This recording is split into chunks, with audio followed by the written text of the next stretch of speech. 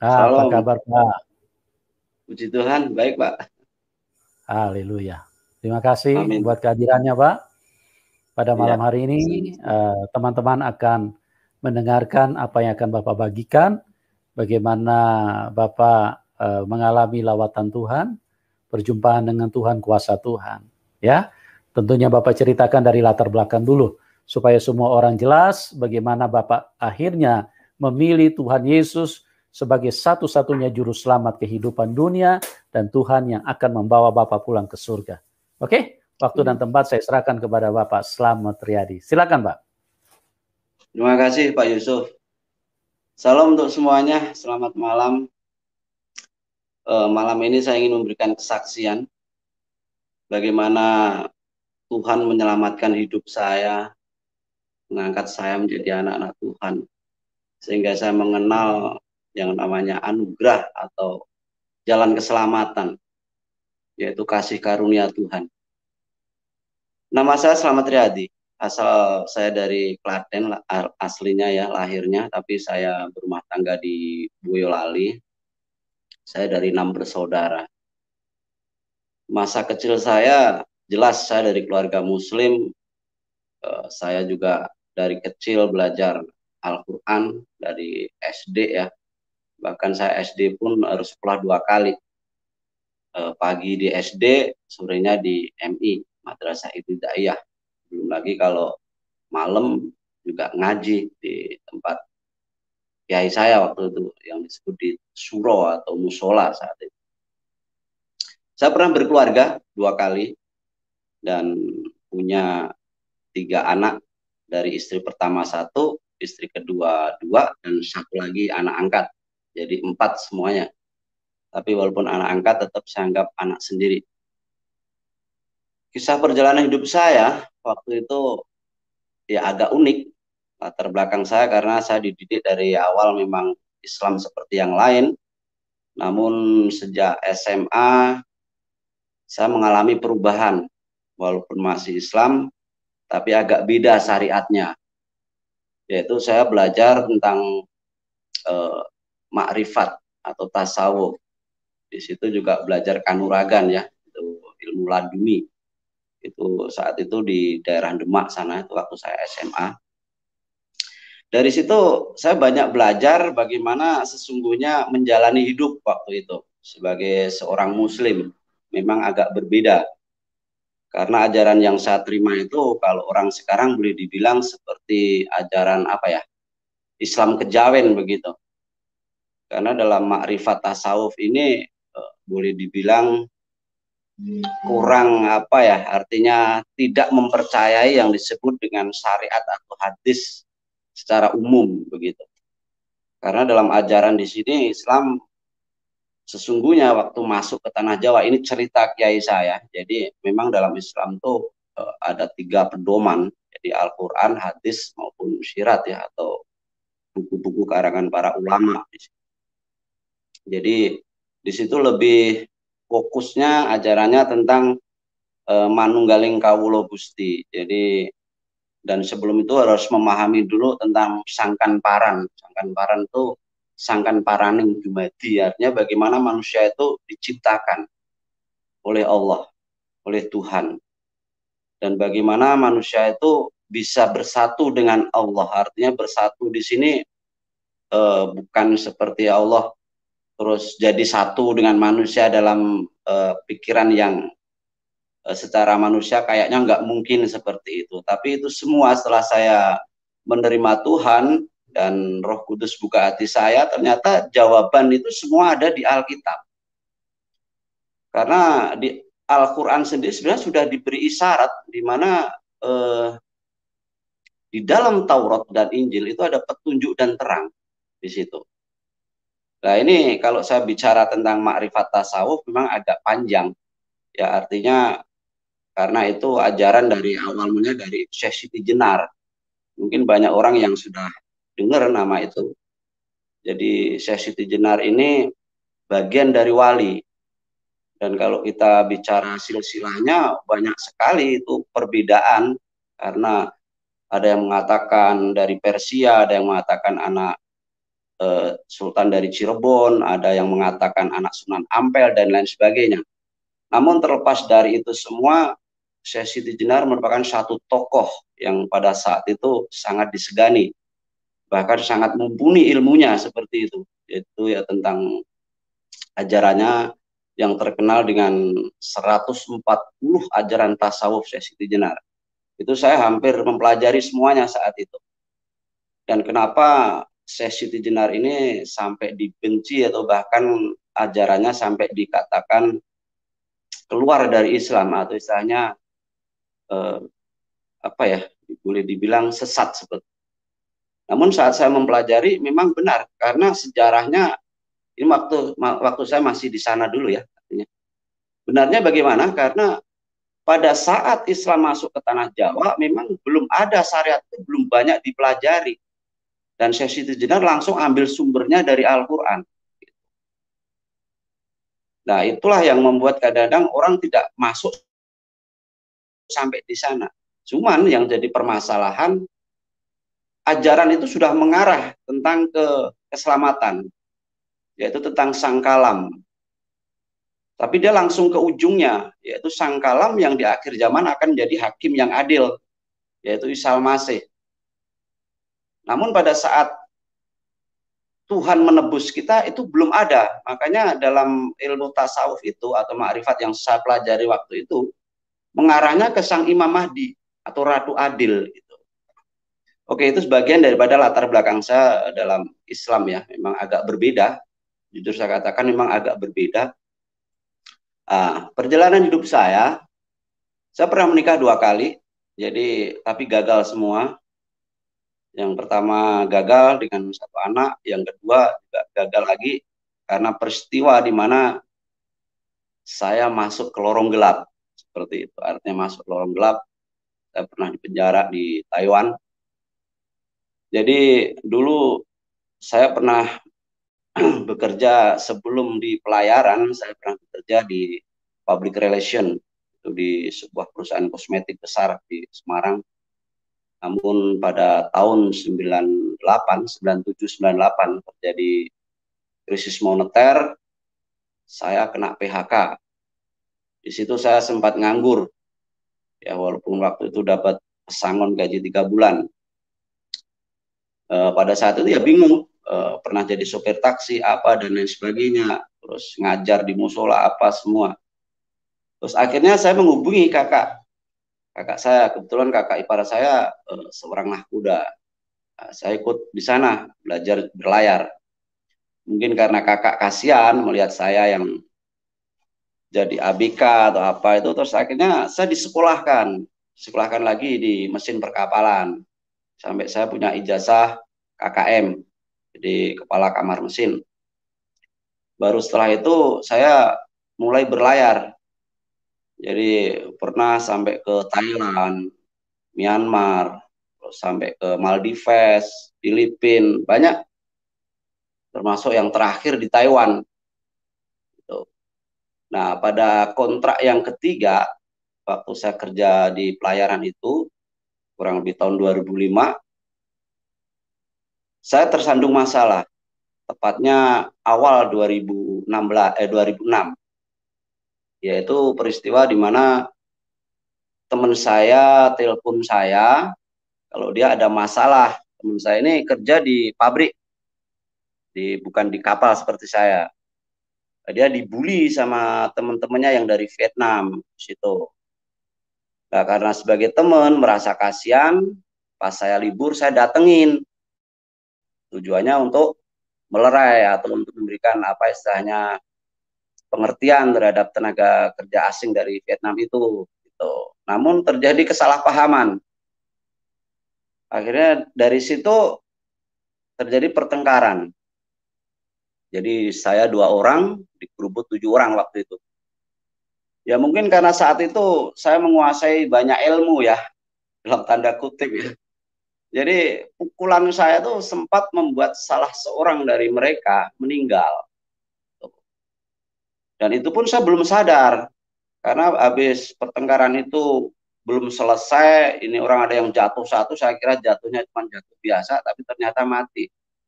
Nah, si pihak warung telepon polisi, kalang kabut. Saya lari nemuin teman-teman di taman begitu. Kalau kita lagi bertengkar sama orang Vietnam, ya kalau waktu itu kan orang Indo ya, orang Indonesia, Vietnam maupun Filipina, kalau ada pertempuran begitu ya, pertempuran dalam tanda kutip artinya perselisihan antar tenaga kerja, itu biasanya memang main kroyok. Dan itu saya nggak sekali dua kali waktu itu. Bahkan pernah waktu itu yang kasus di Tangkang Kosong itu saya juga terlibat. Bahkan itu ada yang mati, Pak. Tuh. Jadi memang dulu agak ganas gitu ya. Oke. Nah, setelah itu saya jadi pelarian 6 bulan.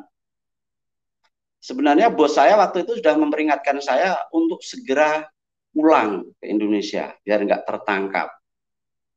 Tapi saya malah muter-muter jadi ilegal.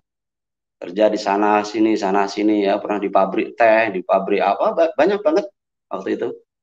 Setelah 6 bulan saya tertangkap. Disinilah saya mulai jadi pesakitan. Nah, singkat cerita, saya kena hukuman waktu itu tuntutan seumur hidup karena istilahnya kena pasal kongcongsaran atau pembunuhan berencana. Kenapa dengan tuduhan pembunuhan berencana? Karena saat kejadian pembunuhan itu dengan tempat kerja saya jauh, bahkan luar kota gitu. Jadi seolah-olah saya ini sudah ada rencana seperti itu. Namun akhirnya saya naik banding. Lama juga itu, 1 tahun lebih naik banding. Baru ada keputusan 15 tahun, terus 14 tahun dipotong 1 tahun jadi 14 tahun.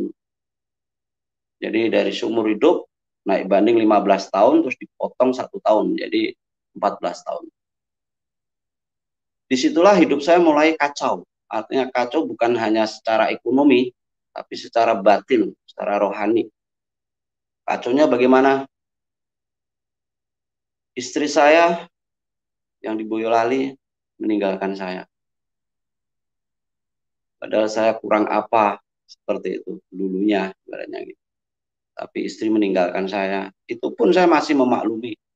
Karena ya mungkin karena dia taunya saya dihukum lama atau apa. Tapi lama-lama tetap hati ini teriris. Saya berdoa sama Tuhan saya waktu itu. Apapun saya lakukan, puasa apa. Sampai 3 tahun pertama saya di dalam, dapat kabar. Jadi sebelum itu saya sudah dapat kabar dari istri saya, mantan istri saya lah sekarang ya. Surat mengatakan bahwa bisa berapa tahun kira-kira pulang, intinya kayak gitu. Nah, waktu itu habis naik banding saya bilang sekarang kena 15 tahun tapi dapat potongan 1 tahun, 14 tahun. Itu surat yang terakhir waktu saya belum dipindah di penjara internasional ya di Toyen, Taipei sana. Karena saya mengalami perpindahan 3 tempat ya, dari Nantau naik banding ke Taichung, dari Taichung ke Taipei atau Toyen. Nah, surat yang terakhir itu saya pikir ya mungkin karena saya pindah dia lupa alamat, tapi saya kirim surat terus, tidak pernah terjawab. Terus jawaban terakhir saat itu dia mengatakan cerai dan dia mau kawin. Cerai mau kawin, oke, saya masih memaklumi karena mungkin saya lama. Yang membuat saya sakit hati saat dia mau nikah, tidak lain dan tidak bukan, calon suaminya adalah adik kandung saya sendiri. Itu yang membuat saya benar-benar gak habis pikir gitu.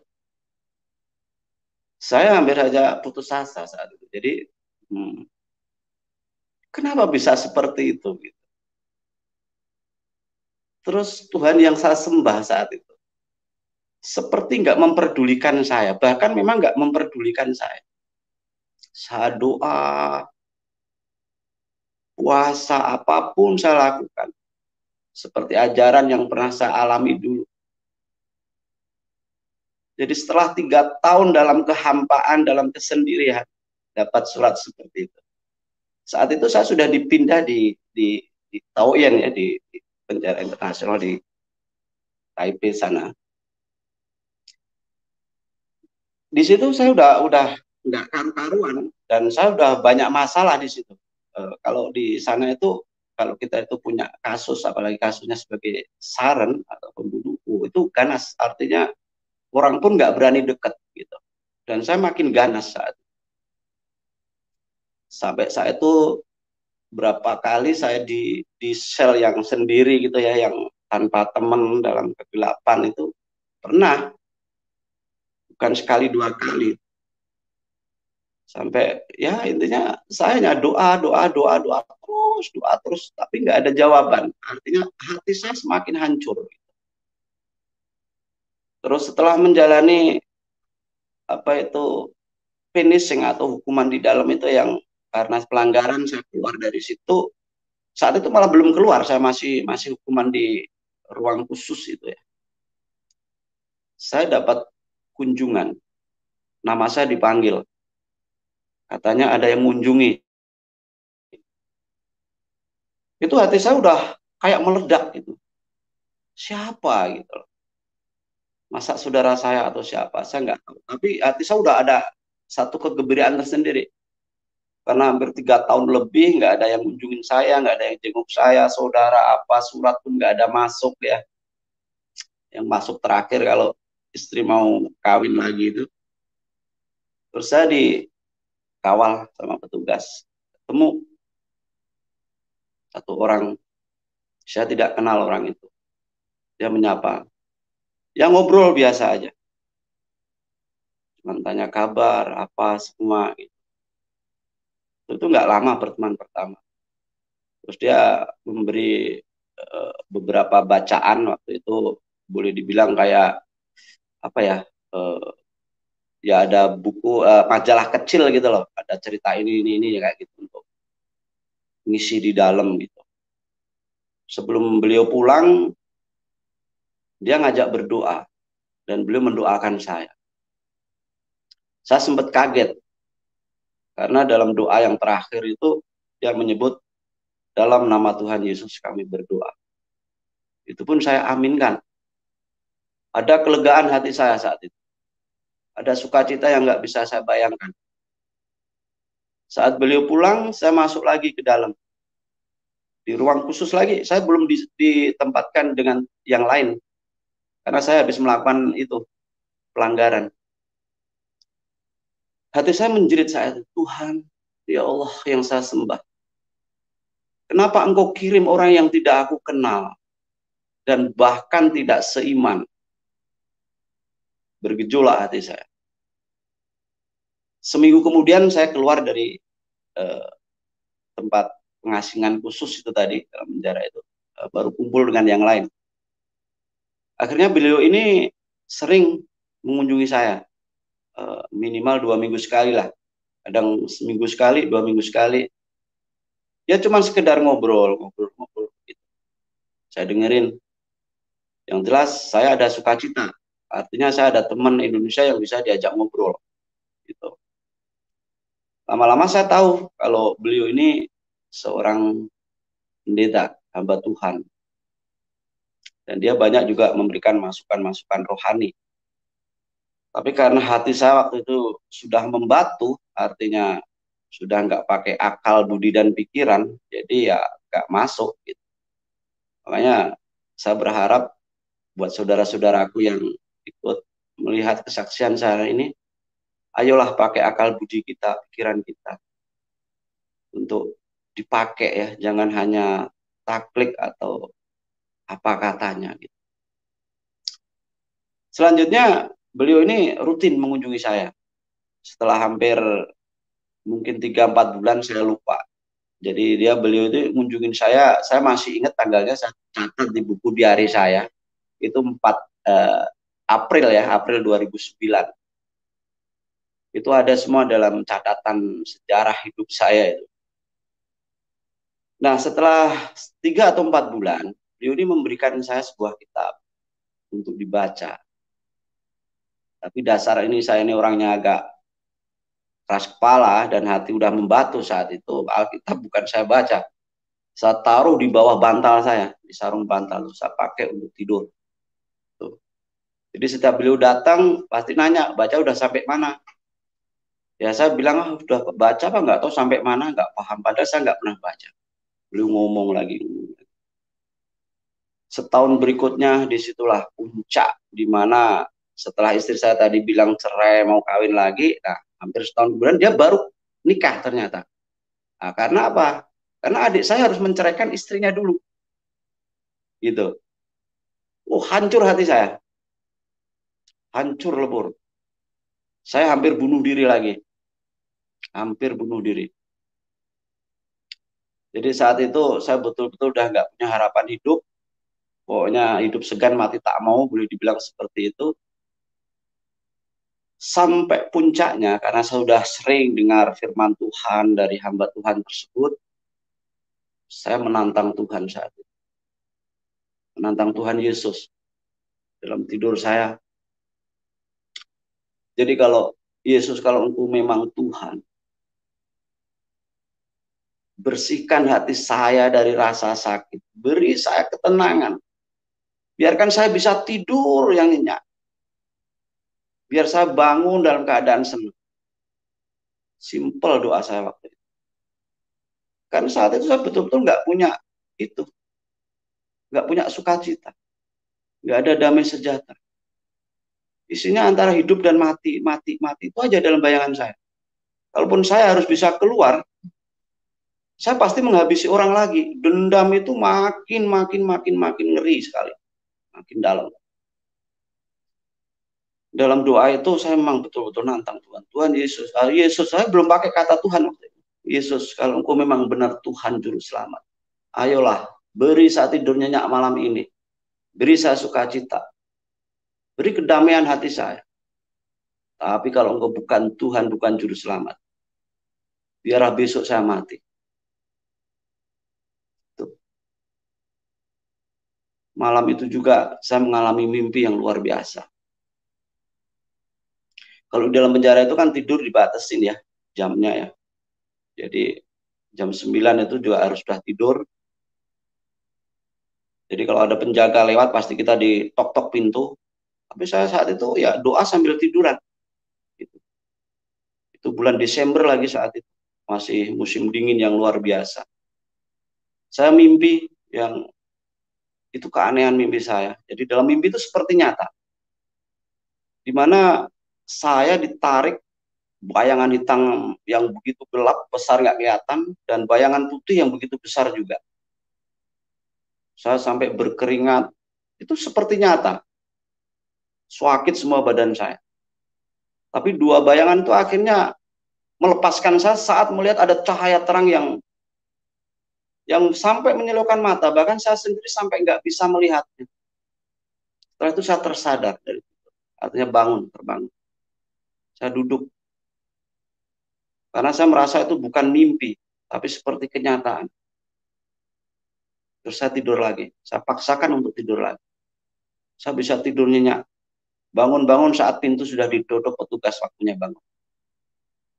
Yang mengherankan, hari itu hati saya sukacita, ada sukacita luar biasa. Tidak marah-marah kayak biasanya. Biasanya saya bangun tidur, saya tendang apapun yang ada di situ. Kan di situ saya sudah sama teman-teman yang lain ya, ada 9 orang dengan saya satu ruangan.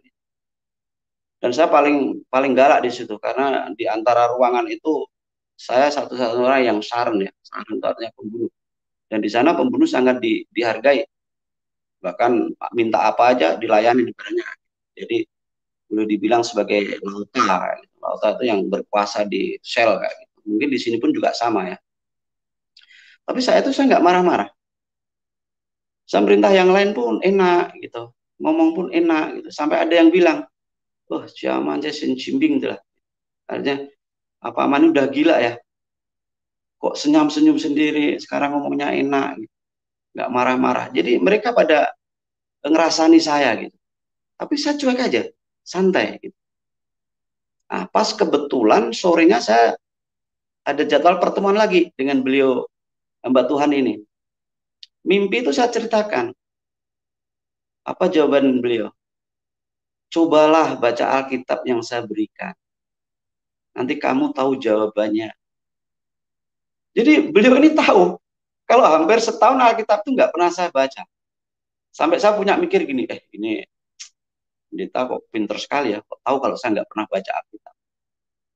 Karena dia sempat ngomong, saya tahu kamu belum pernah baca itu Alkitab. Ya. Kok tahu gitu loh. Pikir saya, wah ini orang pinter. Terus dia memberikan banyak nasihat. Akhirnya malam itu saya baca Alkitab. Walaupun sebelumnya saya sempat baca sih dari kitab Kejadian misalnya ceritanya apa gitu untuk teman tidur. Gitu. Tapi nggak masuk, itu hanya untuk teman tidur aja. Bahkan saya pernah baca dari Kejadian sampai Wahyu itu pernah dalam 1 tahun itu. Tapi nggak pernah masuk gitu. Hati saya belum terbuka. Nah dari situlah saya mulai belajar firman Tuhan. Apa yang saya imani yang dulu betul-betul terjawab semua di situ. Bahwa manusia itu diciptakan oleh Allah bukan hanya dari debu tanah. Tapi memang ada ruh Allah. Itu yang membuat saya terkejut saat saya memahami tentang bagaimana Allah menciptakan manusia. Itu saya terkejut sekali. Dan yang membuat saya bisa menerima Tuhan saat itu sebenarnya bukan itu. Tapi memang karena tantangan-tantangan saya di mana selama saya di agama yang dulu jawaban-jawaban itu nggak pernah di doa-doa saya itu nggak pernah ada jawaban.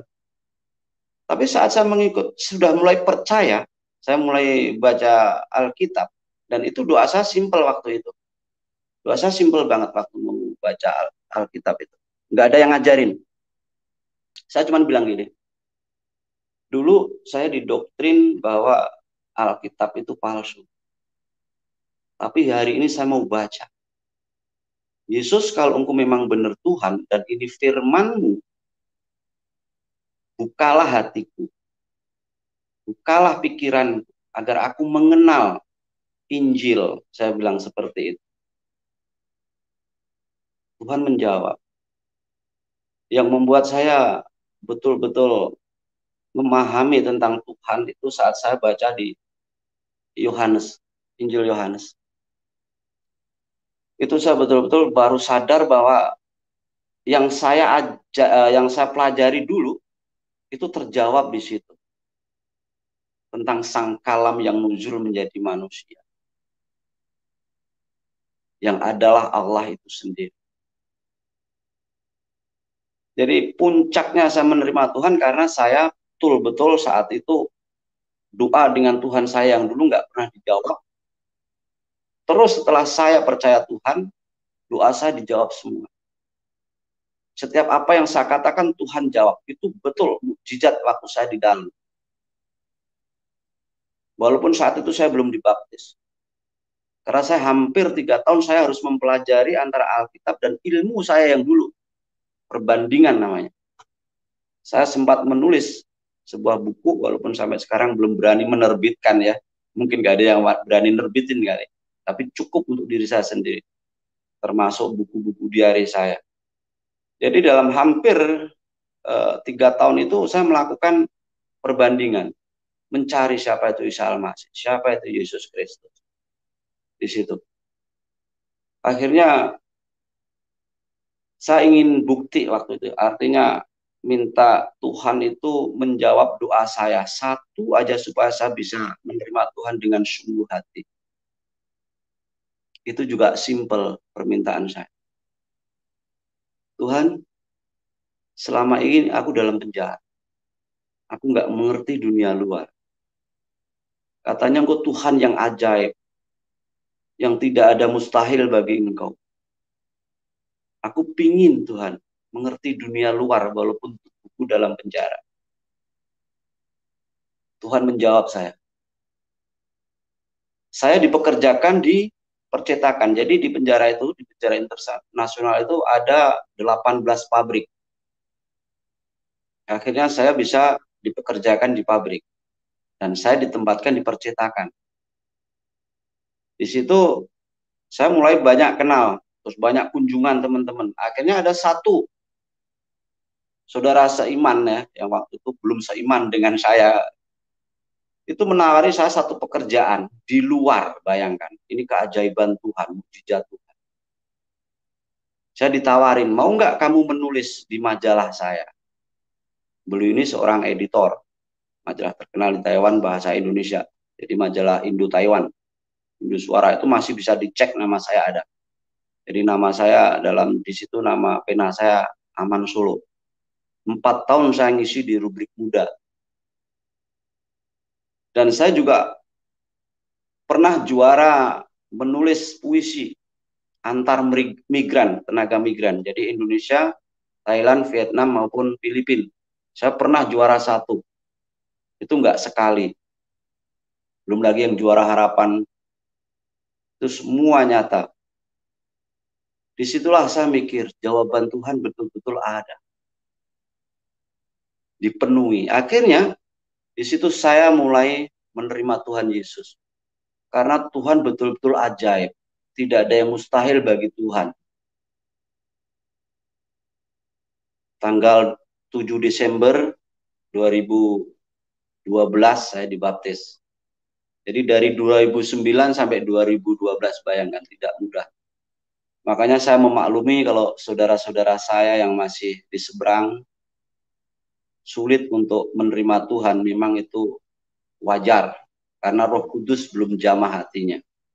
Karena dia belum mengalami kasih karunia, dalam arti belum mau membuka hati dan pikirannya dan akal budinya. Itu saya memaklumi. Tapi saya tetap berdoa untuk keluarga saya, saudara saya. Saya sangat mengasihi. Tuhan sangat mengasihi.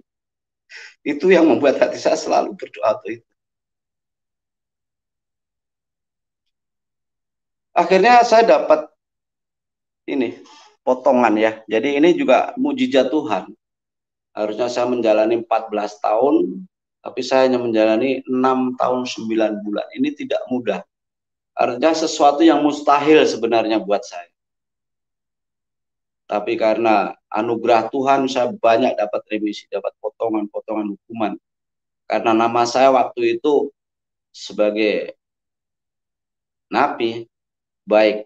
Artinya saya setelah mengenal Tuhan itu, saya nggak pernah melakukan pelanggaran.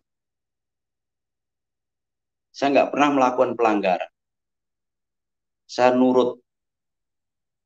Dan saya dipercaya untuk mimpin orang-orang Indonesia di sana. Banyak waktu itu, ada 60 lebih, kalau nggak salah 68. Banyak. Dan puji Tuhan setelah saya dibaptis waktu itu, saya bisa mentobatkan 4 orang di sana, orang Indonesia. Itu awal saya mengabarkan Injil. Namun yang membuat saya lebih mengerikan hidup saya lagi setelah menerima Tuhan ada. Justru setelah saya keluar, September 2016 saya keluar. Itu hidup saya seperti dibanting lagi ibaratnya. Bahkan lebih sengsara di dalam penjara. Boleh dibilang secara batin. Gimana tidak? Saya pulang tidak punya rumah. Karena istri sudah menikah dengan orang lain. Yaitu adik kandung saya sendiri. Saya pulang waktu itu ke rumah kakak di Bali. 1 minggu. Saya ingin menenangkan hati sebelum menemui anak-anak. Saat menemui anak-anak, apa yang terjadi? Pahit kalau diceritakan. Tapi saya mengampuni mereka. 1 tahun saya mengalami goncangan hidup yang luar biasa. Cari kerja susah. Saya tidak punya komunitas. Ngeri saat. Selalu dicibir sana sini. Bahkan dapat ancaman banyak karena saya sudah terima Tuhan. Itu. Bahkan saya di gereja pun untuk minta pertolongan. Orang mencurigai saya. Karena apa? Waktu saya pulang, yang saya urus pertama KTP. Waktu saya mendaftarkan untuk bikin KTP baru. Waktu itu kan saya hanya punya satu identitas, yaitu SPLP. surat perjalanan laksana paspor, karena paspor sudah mati, KTP pun sudah lama mati. Jadi saya harus bikin KTP baru. Saat saya bikin KTP baru, saya sudah mengajukan agama saya sudah Kristen karena saya sudah dibaptis. Apa yang keluar tetap Islam. Saya balik lagi ke kecamatan untuk ganti status agama. Tapi saya malah dicaci maki. Akhirnya saya terima, ya sudah. Saya berusaha mulai cari kerja. Karena udah punya KTP, saya yakin bisa cari kerja. Tapi apa? Susah. Nggak tahu harus kemana. Semua serba berubah saat itu. Sekian tahun saya di dalam, pulang semua serba berubah. Jalan pun saya sudah bingung. Banyak yang berubah. Apalagi rumah, kantor, apa, banyak berubah. Saya hampir seperti gelandangan. Karena saya kalau tidur di masjid nggak mungkin. Sudah saya meninggalkan itu kan, tetap saya cari gereja. Ya memang ada yang terima. Sehari 2 hari. Tapi tetap saat itu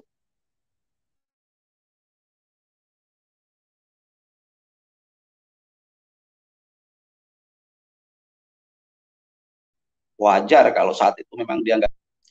Karena posisi saya yang saat itu memang benar-benar agama masih Islam. Gimana mau ngaku itu ya KTP masih Islam. Gimana mau ngaku Kristen? Mereka tetap curiga. Gitu. Jadi 1 tahun itu saya lari sana lari sini, kembali lagi ke Bali saat itu. Pernah saya ngabdi di gereja juga di KY saat itu. Tetap hanya seminggu. Setelah itu ya dengan halus saya disuruh balik. Memang dikasih ongkos. Alasannya memang nggak ada tempat kerja di situ. Karena sudah ada pelayannya masing-masing. Baru saya ketemu hamba Tuhan di Tangerang. Disitulah saya baru merasakan istilahnya itu sesuatu yang boleh dibilang dihargai sebagai manusia. Jadi dalam masa 1 tahun itu saya betul-betul bukan seperti manusia. Tapi saya tetap mengandalkan Tuhan Yesus. Karena Tuhan Yesus bilang bahwa orang yang sudah terima dia tidak akan dibiarkan seperti yatim piatu. Saya tetap mengandalkan Tuhan. Karena itu bagian dari salib yang harus saya pikul. Karena Tuhan sendiri udah ngomong, untuk mengikut Tuhan tidak hanya mendapatkan anugerah yang berupa materi atau apa, tapi juga harus siap mikul salib. Di situ. Nah, dari Tangerang di sinilah saya mulai belajar di sebuah semacam yayasan untuk menampung murtadin. Saya belajar Islamologi lagi, saya bisa bekerja sebagai supir apa semua di situ. Di situ saya mulai menekuni lagi firman Tuhan. Sampai akhirnya tahun 2018 saya belajar lagi Alkitab, terus ikut diklat kependetaan. Satu mujizat yang Tuhan berikan pada saya, artinya satu pertolongan Tuhan yang nyata, bukan hanya saat saya sakit atau apa, tapi saat saya sudah mulai jadi penginjilan. Itu belum lama peristiwa itu, sekitar tahun 2019 akhir. Itu saya sudah ikut bergabung di penginjilan di CPMI di Tangerang itu. Dan saya bagian untuk wilayah sini, saya sudah memuridkan banyak waktu itu dan harus ada pemuritan. Ini kisahnya di daerah Selo, Cepogo, Boyolali. Di situ saya sudah memuridkan 6 keluarga. Itu yang sudah disibgoh, artinya sudah dibaptis. Dan masih banyak saudara di situ. Nah itu setiap 2 minggu sekali saya mengadakan pertemuan atau pengajian, kalau orang tanah bilang. Tapi sebenarnya adalah pemuritan. Karena saya bergerak di bidang penginjilan di bidang kontekstual, jadi saya harus memberikan pengertian pada mereka bagaimana beragama itu artinya apa tujuan agama itu intinya seperti itu. Sampai mereka bisa mengenal Tuhan Yesus atau Isa Al-Masih, junjungan yang ilahi. Nah, karena semakin komunitas semakin besar di situ, orang-orang mulai curiga. Kampung situ mulai curiga. Kami sempat di Gropio di situ. Cuman saat tausiah itu atau saat penginjilan itu, pemuritan itu, memang di situ ada Al-Quran dan Injil di situ. Nah, karena saat di Gropio itu ya sedikit banyak dapat informasi kok rame-rame ada apa. Kan ada yang dengar rame-rame gitu. Akhirnya Injil semua disimpan, masukin tas atau yang ada Al-Quran di atas itu. Jadi saat di Gropiok masuk itu, ya saya sebagai manusia yang masih bersalur daging pasti takut. Tapi saya doa, Tuhan, ini semua adalah amanatmu untuk mengabarkan kabar baik. Engkau pasti nggak akan mempermalukan hamba. Seperti itu doa saya waktu itu. Pasrah aja sama Tuhan Yesus. Wah, untuk tapi saat mereka melihat Al-Quran apa, terus saya dipegang saat itu. Ini orangnya kayak gitu. Terus KTP saya dibuka domain saya. Saat dia baca, loh, agamanya Islam. Ternyata ada hikmah di belakangnya. Jadi saat saya waktu dulu ngurus KTP masih beragama Islam, ternyata di situ ada satu rencana Tuhan. Itu salah satu mujizat. Saat itu udah hampir boleh dibilang sebagai manusia pastilah. Ini pasti saya digebukin gitu aja. Namun justru dari peristiwa itulah banyak mereka yang akhirnya mengerti. Karena saya penginjilan dengan cara kontekstual, otomatis yang saya ceritakan tentang hal-hal yang mereka ketahui dulu sebagai jembatan. Jadi itu yang banyak saya rasakan waktu itu di situ. Terus yang terakhir, katakanlah setelah saya mulai penginjilan, saya ketemu banyak saudara-saudara di misi. Terutama saya bisa menghubungi lagi mentor-mentor saya yang waktu saya masih di dalam dulu. Saat itu sempat putus hubungan. Karena saya orangnya jujur, saya katakan saya gaptek saat itu. Saya hampir 2 tahun pulang Indonesia itu belum punya HP yang namanya Android. Masih punya HP jadul. Bisanya cuma telepon sama SMS. Jadi maka sampai sekarang saya tuh mohon maaf agak bego gitu dalam hal teknologi ya.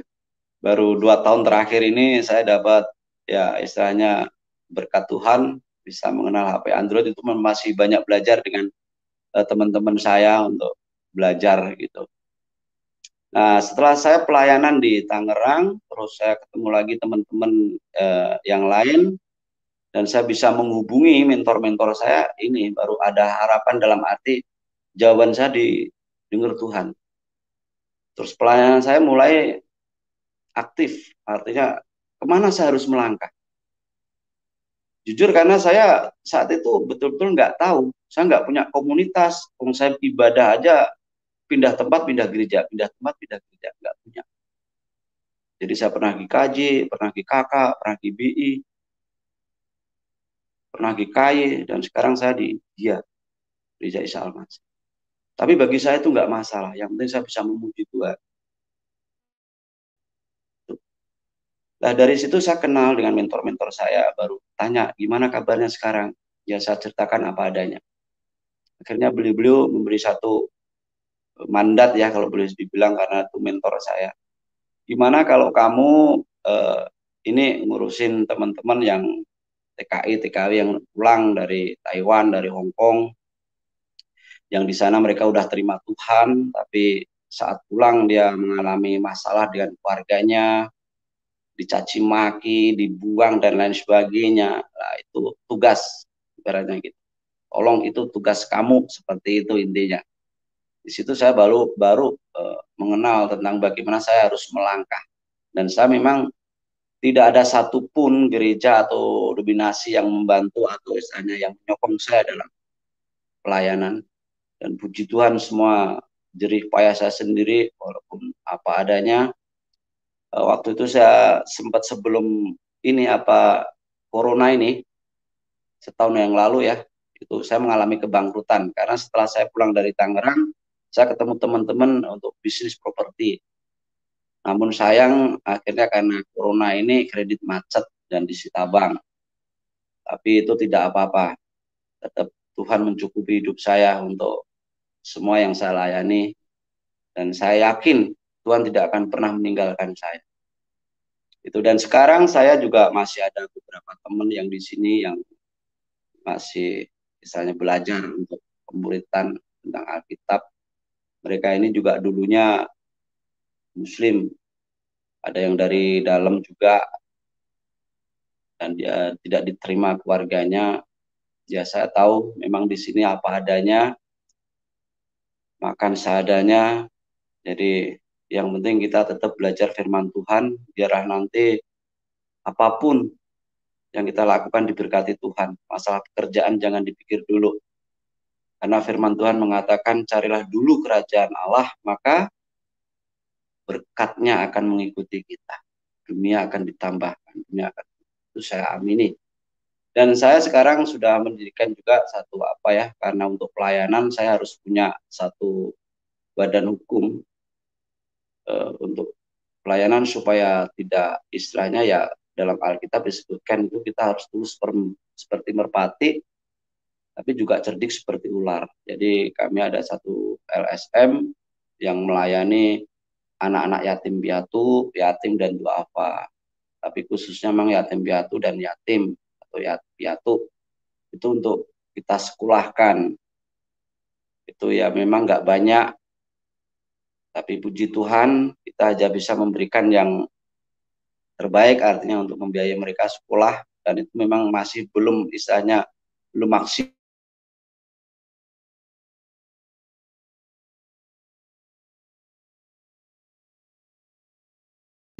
Kan itu yang bisa saya kurang lebih itu kesaksian saya, kiranya bisa menjadi berkat untuk saudara-saudara saya juga semua yang menonton ini.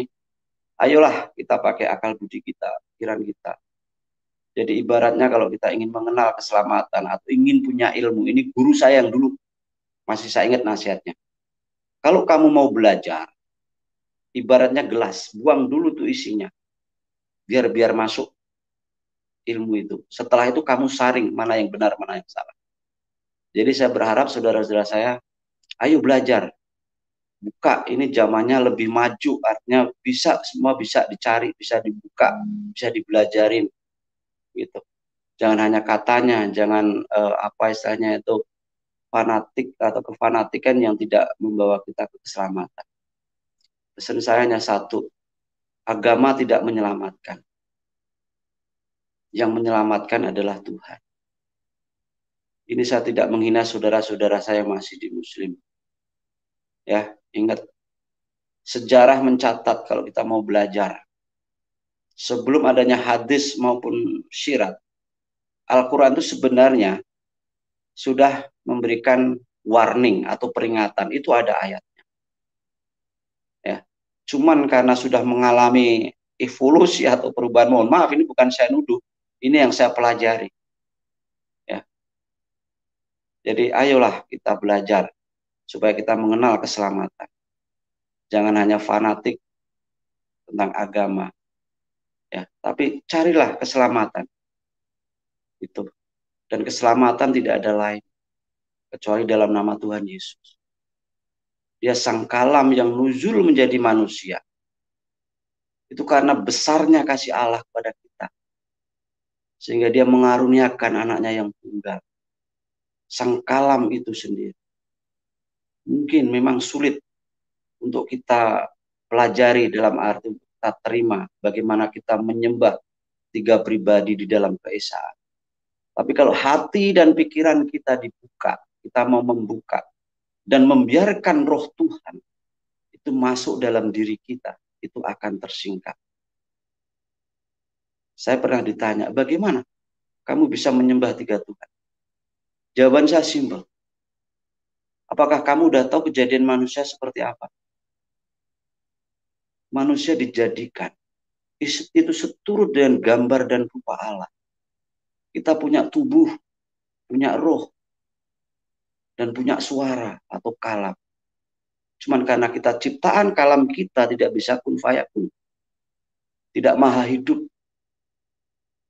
Jadi Allah itu juga roh. Allah itu juga kalam. Jadi ayolah saudaraku, belajar. Pakai akal budi dan pikiran kita. Sang Imam Mahdi, Sang Ratu Adil, Sang Hakim yang agung, yang adil di akhir zaman. itu Isa Al-Masih atau Yesus Kristus. Itu orang Islam sudah tahu semua. Tapi kenapa tidak mau datang? Saya kasih perumpamaan. Kalau saudara bersalah, ini karena saya pernah dalam penjara. Saya bersalah. Saya memang punya pembela atau pengacara. Tapi di pengadilan situ sebenarnya juga sudah ada pengacara yang disiapkan oleh pemerintah. Katakanlah kalau dalam bahasa rohaninya itu ada malaikat kalau dalam Islam ya. Munkar dan nakir. Dan sang pembela ini yang akan memberikan syafaat Nabi Muhammad. Tapi sang hakim siapa? Yesus.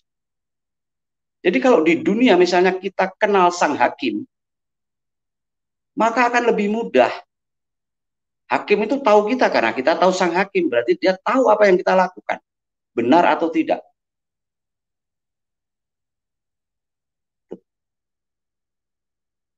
Satu lagi.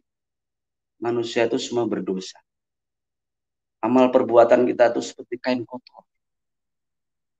Orang yang berdosa, baik di Al-Quran maupun di Alkitab,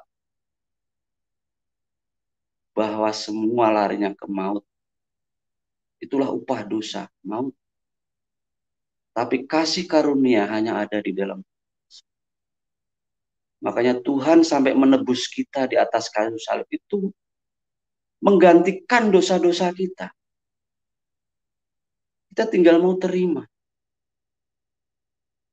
Jadi mulut mengaku, hati percaya bahwa Yesus adalah Sang Juru Selamat. Kita sudah diterima sebagai anak-anak Tuhan. Namun apakah berarti kalau kita sudah menjadi pengikut Tuhan, jadi anak Tuhan, berarti kita langsung seenaknya? Tidak. Orang yang sudah menjadi manusia baru, berarti manusia lama udah mati. Apakah kita masih mau hidup dalam dosa? Tidak. Karena roh Tuhan ada dalam diri kita. Manunggaling kawula Gusti.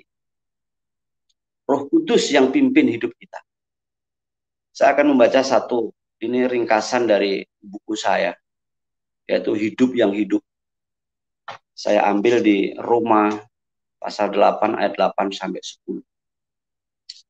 Mereka yang hidup dalam daging tidak mungkin berkenan kepada Allah. Tetapi kamu tidak hidup dalam daging, melainkan dalam roh. Jika memang roh Allah diam di dalam kamu, tetapi jika orang tidak memiliki roh Kristus, ia bukan milik Kristus. Tapi jika Kristus ada di dalam kamu, maka tubuh memang mati. Yaitu mati karena dosa. Tetapi roh adalah kehidupan oleh karena kebenaran. Jadi saudaraku, ayo bersama-sama kita buka hati dan pikiran kita. Kita pakai akal budi kita.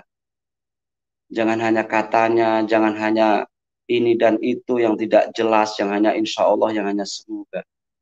Di dalam Yesus ada kepastian. Tidak ada seorang pun yang datang kepada Bapa kalau tidak melalui Yesus. Karena Yesus adalah jalan, kebenaran, dan hidup. Kita mengerti jalan, kita mengerti kebenaran, dan kita akan hidup kekal. Jadi kalau kita mau ngerti hidup, ya datanglah kepada yang maha hidup, yaitu Yesus. Itu saja kesaksian dari saya. Bila ada satu kata atau apapun yang saya katakan kurang berkenan di hati saudara-saudara saya mohon maaf. Apa yang saya lakukan karena saya mengasihi saudara-saudara. Saya sangat mengasihi. Saya ingin saudara-saudara kenal Tuhan. Saya ingin. Dan Tuhan mengasihi kalian. Sangat mengasihi kalian.